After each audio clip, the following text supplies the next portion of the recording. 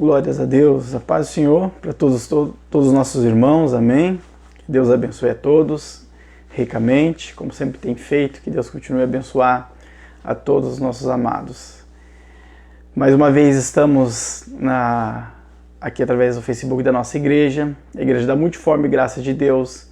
Estamos a aprender um pouco mais da palavra do Senhor. Esse é o nosso momento de ensino, que é transmitido todas as sextas-feiras a partir das 20 horas. Nós estamos a aprender mais as Sagradas Escrituras. Eu desde já quero agradecer aos nossos irmãos presentes que está sempre nos acompanhando, sempre aprendendo da palavra de Deus, sempre interessado, no crescimento aí, na comunhão, na graça, no conhecimento da palavra do Senhor. Amados, nós temos trabalhado com uma série de ensinos e o tema, o título dessa série de ensinos é Onde estaremos após a morte? Na primeira parte nós falamos sobre a criação do homem. Na segunda parte nós falamos sobre o corpo, alma e espírito, o que compõe o ser humano, o que compõe o homem. E na terceira parte nós falamos a respeito do céu. E agora nós estamos na quarta parte, então seria Onde estaremos após a morte? É a quarta parte.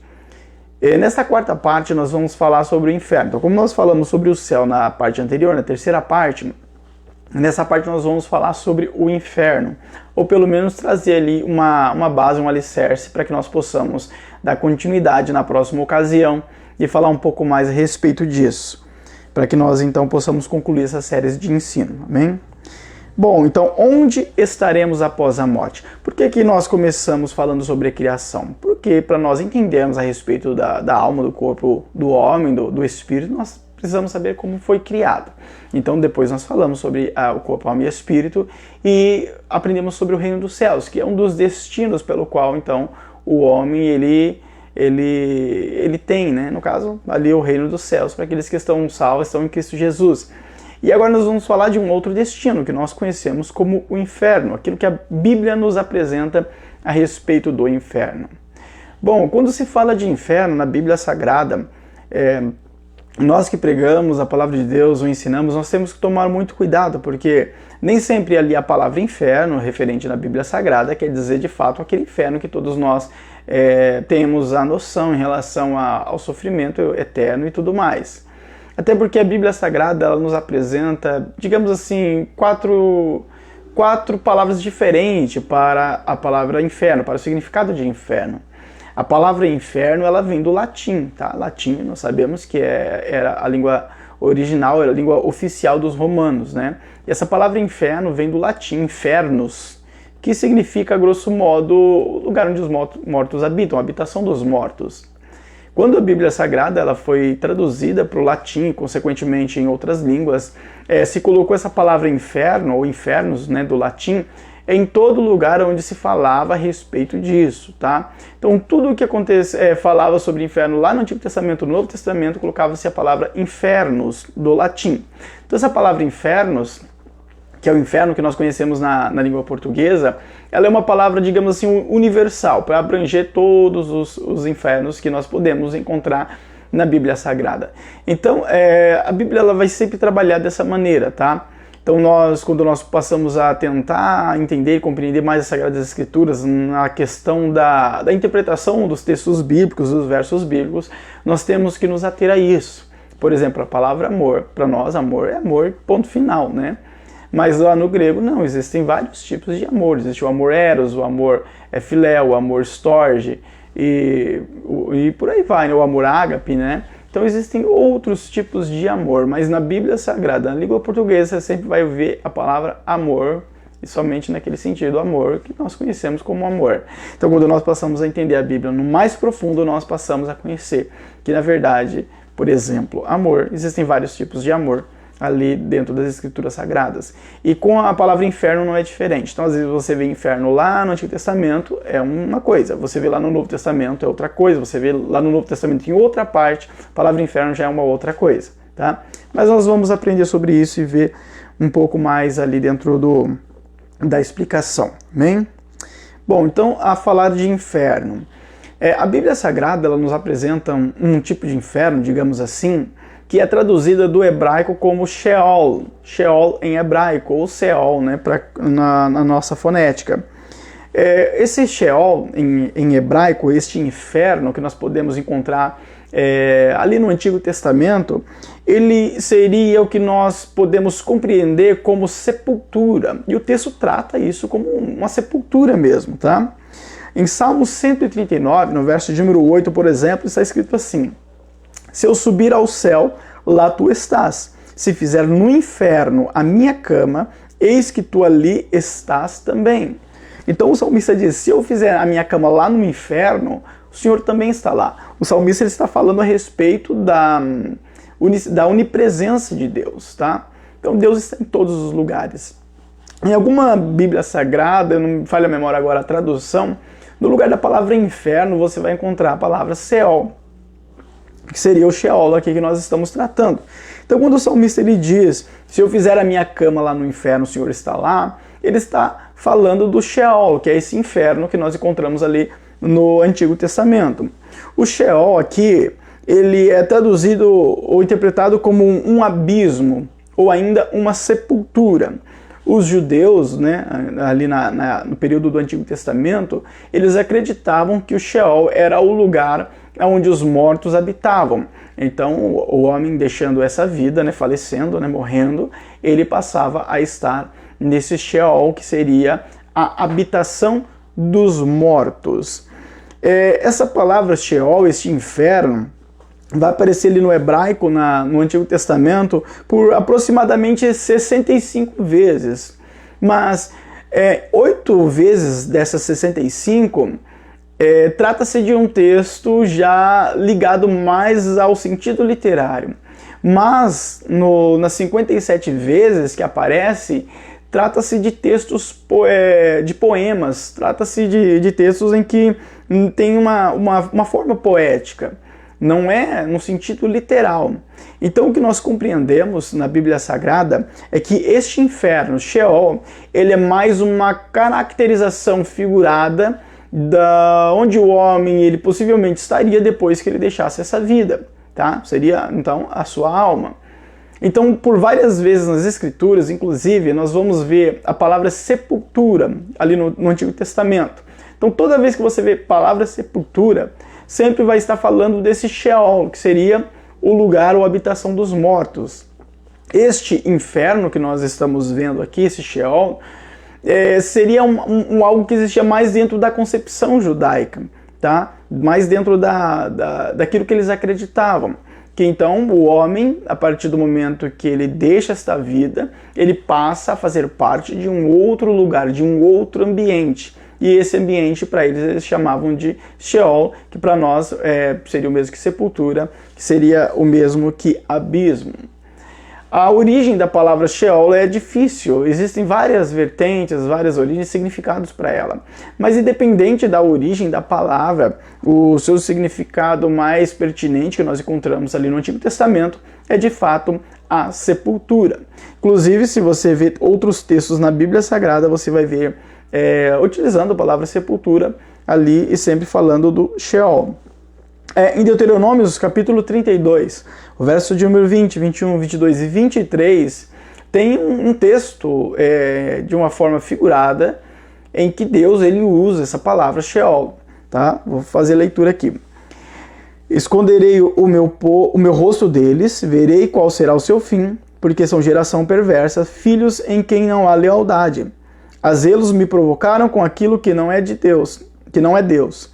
Com as suas vaidades me provocaram a ira, portanto eu os provocarei a zelos com o que não é povo. Com nações loucas o despertarei a ira. Aí é o texto que nós precisamos. Porque um fogo se acendeu na minha ira, e arderá até ao mais profundo do inferno, e consumirá a terra com a sua colheita, e abrasará os fundamentos dos montes. Males amontoarei sobre eles, as minhas setas esgotarei contra eles. Deus está falando a respeito do povo de Israel a partir do momento que eles deixassem à vontade a presença de Deus, né, se prostituindo com outros deuses e a idolatria. Então Deus está falando o que aconteceria com eles. E Deus ainda diz nesse texto aqui, porque um fogo se acendeu na minha ira, e arderá até ao mais profundo do inferno. Este inferno aqui seria o Sheol, tá ok? E ainda o texto continua dizendo, e consumirá a terra com a sua colheita e abrasará os fundamentos dos montes. Quando aconteceu que Israel se voltou a outros deuses, acreditando ser Deus, quando na verdade não era Deus, pecando contra o Senhor? Por várias vezes. Mas agora, quando aconteceu deste fogo consumir a terra com a sua colheita e abrasar os fundamentos dos montes, como está escrito aqui? Nunca isso aconteceu. Por quê? Porque este verso está num sentido figurado, está no sentido mais poético do que no sentido literário. Deus está trazendo num sentido figurado que a sua ira ela se arderá de um modo grandioso, estridente mesmo, tá? Por isso ele diz, porque um fogo se acenderá da minha ira e arderá até o mais profundo do inferno, ou seja, do Sheol. Deus está dizendo, a minha ira será tão grande que ela vai arder até lá do Sheol, até lá da habitação dos mortos. O que Deus está dizendo com essa palavra é uma expressão figurada daquilo que ele estaria sentindo em relação à desobediência do povo de Israel, para que o povo entendesse, nossa, então a ira de Deus vai estar grande mesmo, porque desde lá do Sheol, a sua ira ardendo, entendeu? Então é apenas ali no sentido figurado. Então, por várias vezes a Bíblia Sagrada vai usar Sheol nesse sentido, no sentido figurado, no sentido mais poético, tá? Tem um texto lá em 1 Reis, capítulo 2, verso de número 6. Inclusive tem um texto também aqui no verso de número 9, deste mesmo capítulo, 2 Reis. Capítulo 2, verso 6 e o verso 9.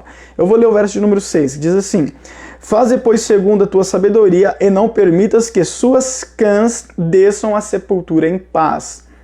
Sepultura que seria Sheol, seria este inferno que nós estamos tratando. Olha o verso de número 9. Mas agora não o tenhas por inculpável, pois és homem sábio, e bem saberás que lhes há de fazer, para que façais com que as suas cãs desçam à sepultura com sangue. Outra vez, sepultura, Sheol, é o inferno que nós estamos a aprender aqui. No texto de número 6, o verso de número 6 que nós fizemos a leitura, trata-se de, digamos assim, orientações em que Davi passa ao seu filho Salomão, antes de Davi falecer. E aqui ele está falando sobre Simei, sobre como Salomão deveria tratar Simei em relação àquilo que Simei havia feito contra Davi e tudo mais. Depois, no verso de número 9, aliás, Joabe, né? No verso de número 6 fala sobre Joabe. E no verso de número 9 fala sobre Simei. Então, Davi está passando orientações. Olha, Salomão, você sabe como você deve proceder aqui com Joabe, que fez isso, aquilo outro, e com Simei também, que fez isso, aquilo outro. E aí Davi usa a palavra sepultura. Sepultura aqui seria Sheol, que seria o inferno que nós estamos aprendendo aqui. Então, o Antigo Testamento, ele apresenta o inferno como o lugar, uma sepultura, ou lugar onde os mortos habitam.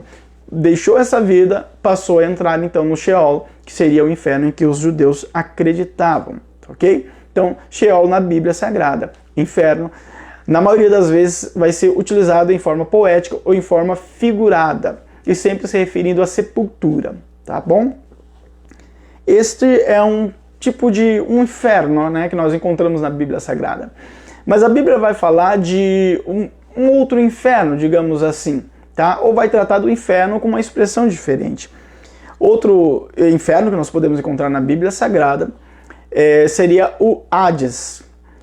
Hades, na verdade, não seria necessariamente um outro inferno. Por quê?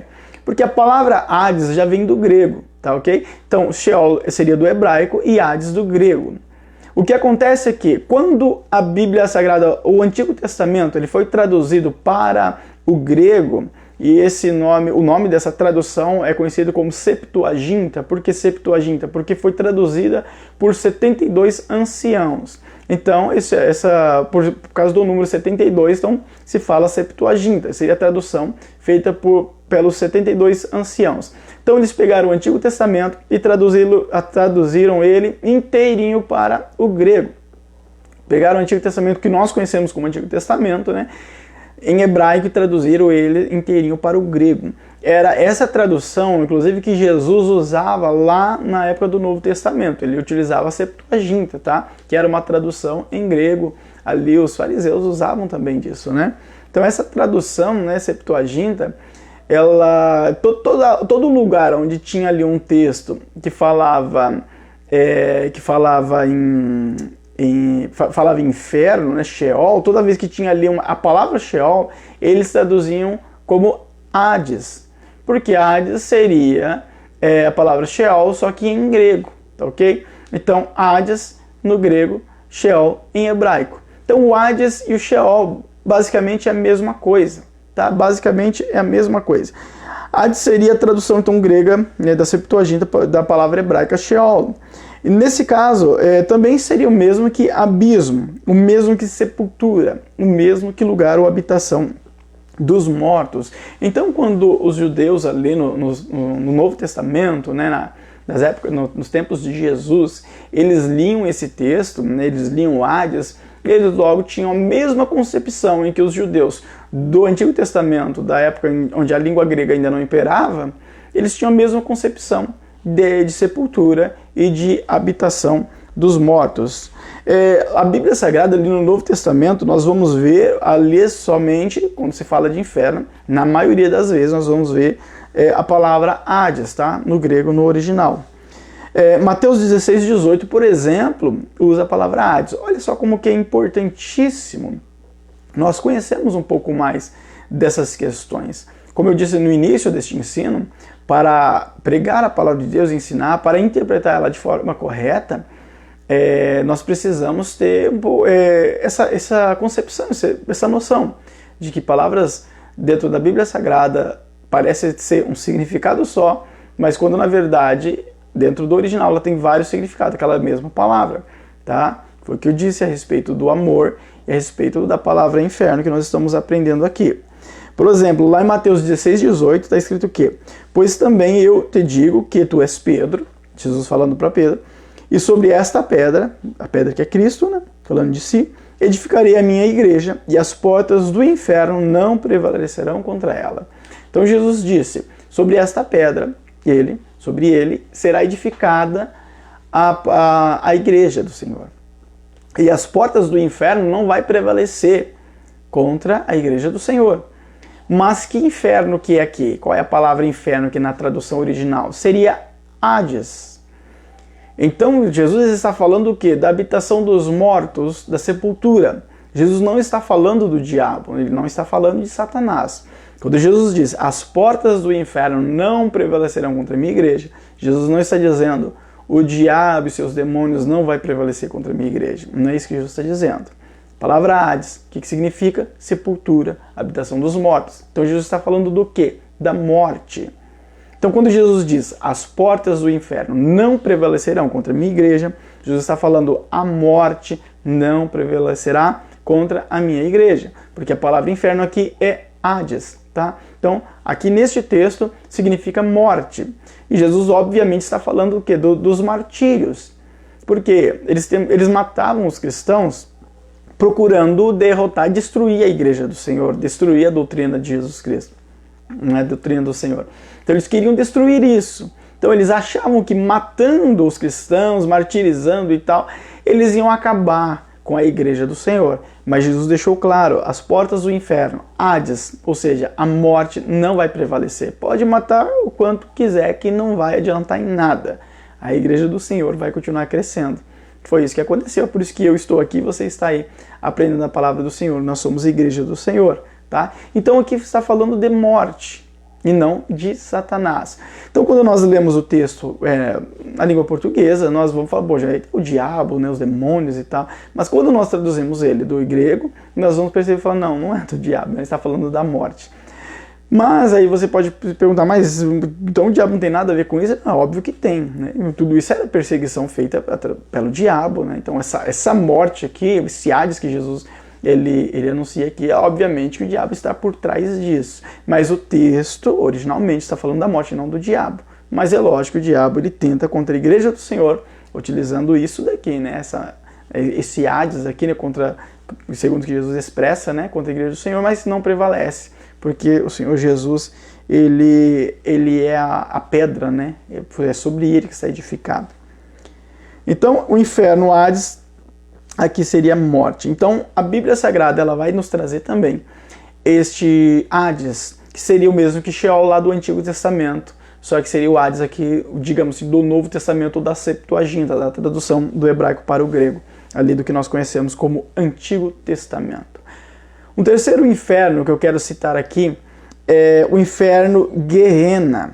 O inferno Guerrena, ele aparece nas Escrituras Sagradas também por algumas vezes, eu acho que 13 vezes no Novo Testamento, se não me falha a memória. A palavra Guerrena, de onde que vem essa palavra Guerrena? A palavra Guerrena, ela vem do hebraico, na verdade foi uma adaptação do grego para o hebraico, da palavra Guerrinom. Que é Guerrinom? Guerrinom em hebraico significa Vale de Rinom. O que era o Vale de Rinom? O Vale de Rinom era, na verdade, uma terra que ficava ao sul de Jerusalém e era um lugar onde eles ofereciam culto ao deus Moloque. Então ali tinha muito sacrifício humano. Eles sacrificavam crianças ali. Inclusive tem reis de Israel que sacrificaram seus filhos ali, me falha a memória, eu acho que deve ser Acasias e Manassés, se não me falha a memória agora, mas existem reis de Israel que ofereciam seus filhos ali, muitos judeus, né, nessa época, nessa temporada, ofereciam seus filhos ali como sacrifício a esse deus, ao deus Moloque. Então, pelo Vale de Rinom ser um lugar ali que tinha chamas, né, fogo que era aceso ali para que queimasse as crianças vivas, ali, os filhos daqueles que estavam oferecendo, né, ali como sacrifício, como era um lugar assim, de tortura, de sacrifício e de fogo, então ele se tornou um símbolo de um tipo de inferno, tá? Então ele se tornou ali um símbolo de tormento com fogo, um símbolo de tormento. Então aí eles pegaram esse nome, né, Guerrinom, e trouxeram uma adaptação para o grego. Então quando eles escreveram, eles queriam falar sobre inferno, no sentido não de sepultura, no sentido mais poético, mas no sentido mesmo de juízo, de punição. Eles então pegaram o Guerrinom e trouxeram para o grego como Guerrena, tá? Então, ali o Guerrena significa um lugar de tormento através do fogo. E lembrando que é uma referência ali ao Vale de Guerrinom, que queimavam as crianças ali nos seus sacrifícios, tá ok? Então, esse Guerrena nós vamos ver na Bíblia Sagrada, e sempre quando aparece Guerrena na Bíblia Sagrada, sempre vai estar se referindo a alguma coisa em relação a tormento, em relação a dor, em relação a juízo mesmo, tá? Lá em Mateus capítulo 18, verso de número 9, Jesus ele utiliza essa palavra Guerrena quando ele quer falar do inferno, não no sentido poético, como o Hades ou Sheol, mas no sentido mais literal, em um lugar que é onde há fogo, há juízo, onde há sofrimento, tá? Lá em Mateus 18, verso de número 9, e se o teu olho te escandalizar, arranca-o e atira-o para longe de ti. Melhor te é entrar na vida com um só olho do que tendo 2 olhos, seres lançado no fogo do inferno. Este fogo do inferno, este inferno aqui é o Guerrena, tá? Então Jesus ele traz aqui num sentido figurado, né, a questão de é uma metáfora, né, arrancar o olho e jogar para longe de você, para que você possa abandonar, né, o pecado e então estar salvo. Ele diz, é melhor você estar salvo com um olho só do que ser lançado no inferno com os 2 olhos.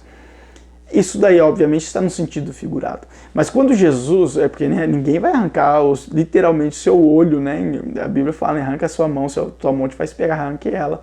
Então ninguém vai fazer isso literalmente, tá? Tá no sentido figurado.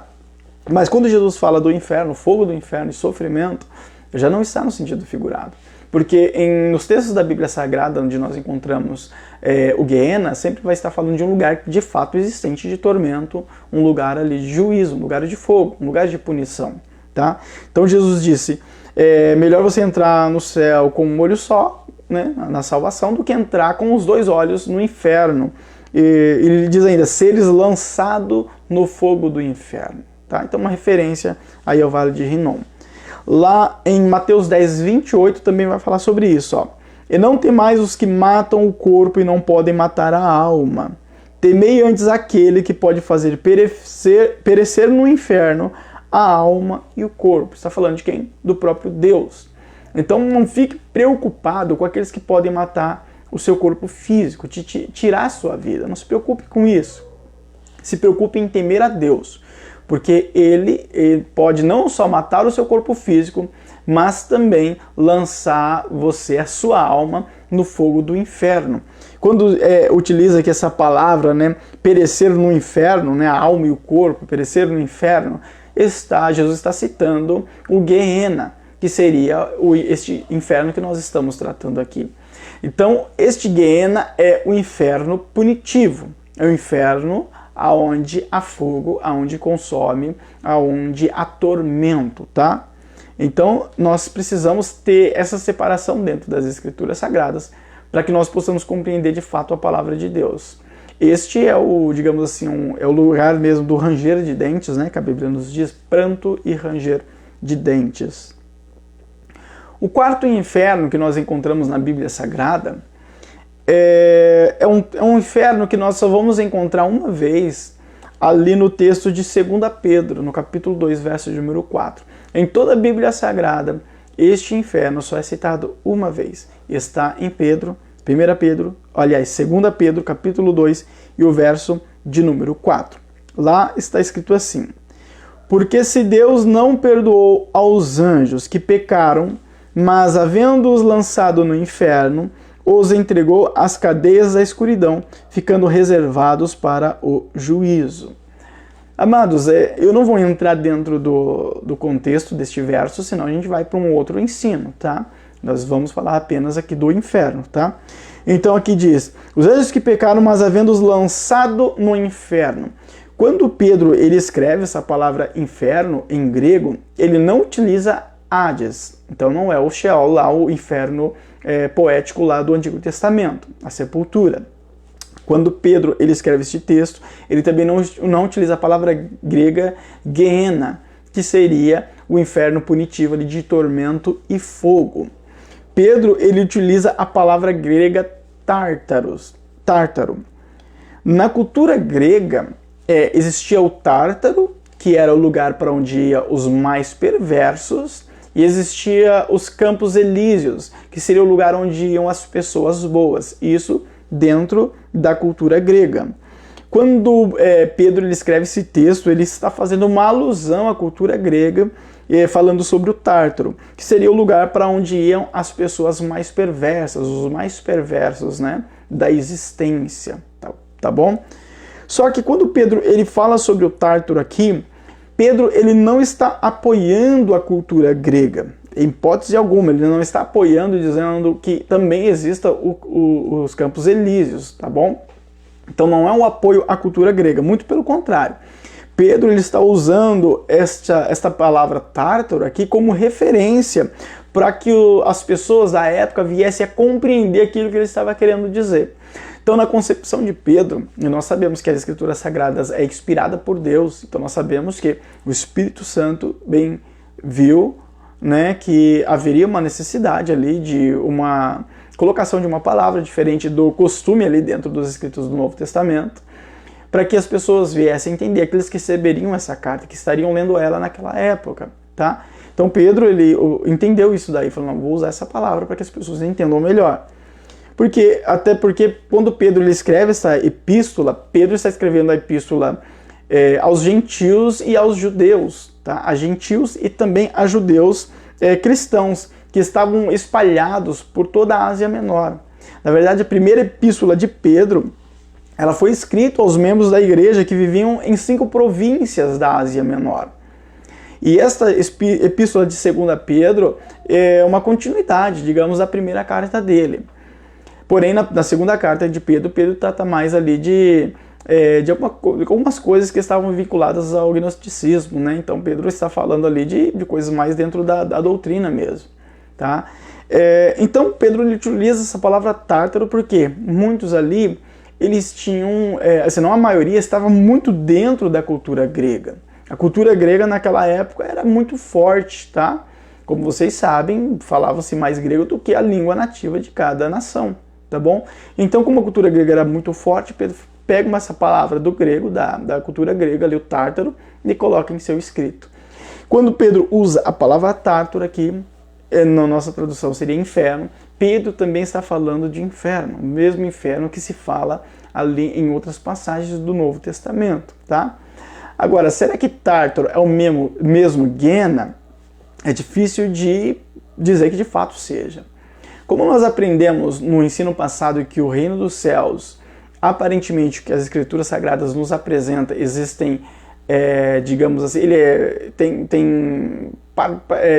me fugiu a palavra agora, mas é como se existisse divisões lá no reino dos céus. Existe lá a área do templo, existe o Santo dos Santos dentro do templo, existe lá o lugar que é a Nova Jerusalém, existe lá a habitação de Deus, a habitação dos anjos. Jesus disse, né, em João 14, lá na casa do meu pai há muitas moradas, então nós temos essa concepção de várias moradas, existe o lugar onde são as moradas, enfim.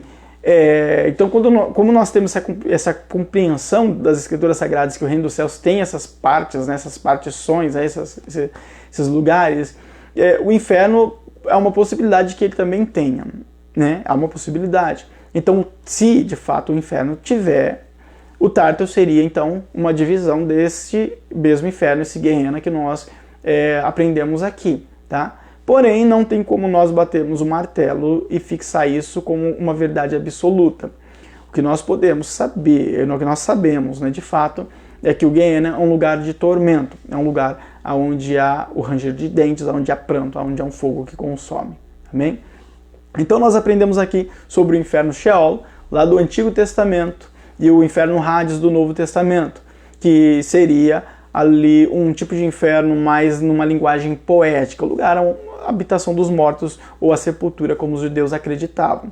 Nós aprendemos sobre o Guiana, que seria um lugar onde há tormento, há fogo, há ali um juízo mesmo da parte de Deus, um juízo para aqueles que não quiseram nada com Cristo e deixaram a vida com Cristo, né?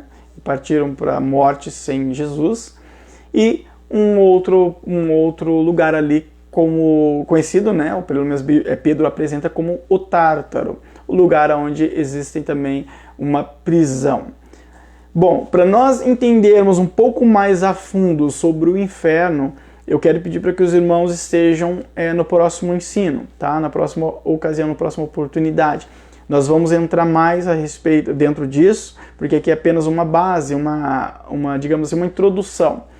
E nós vamos então entender aonde as pessoas que morrem, elas se encontram nesse exato momento. Quem morreu hoje, aonde que elas estão agora, nesse exato momento.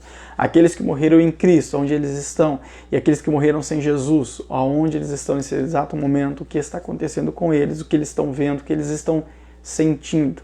Então peço para que os irmãos estejam conosco na próxima ocasião, no próximo ensino, para que nós possamos aprender das Sagradas Escrituras e crescer na graça e no conhecimento. Amém? Deus abençoe a todos. Vamos orar. Senhor Jesus, obrigado por tudo que o Senhor tem feito em nossas vidas. Graças te damos pelas nossas famílias, nossa casa, o nosso lar. A bênção do Senhor tem sido grandiosa, Pai. Coloque em nosso coração cada dia mais a vontade e o desejo de te buscar e de te servir, Senhor, para que possamos estar nos teus caminhos, Pai, na tua vontade, viver o teu querer, Pai. Abençoa neste momento, Deus, a cada vida, a cada lar, a cada casa, a cada residência. Todos os nossos irmãos que estiveram conosco até agora, Senhor, que a tua bênção possa adentrar em seu lar, Pai. Realiza do teu milagre, Pai, do teu livramento. Que todo o mal que tem se levantado caia por terra agora, em nome de Jesus. E o nome do Senhor, acima de todas as coisas, venha a ser estabelecido e glorificado sobre cada vida, em nome de Jesus. Que a graça de nosso Senhor e Salvador Jesus Cristo, o amor de nosso Deus, nosso eterno Pai, a comunhão e a consolação do Espírito Santo, reine em cada coração e todos nós possamos dizer amém. Deus abençoe a todos grandiosamente, em nome de Jesus.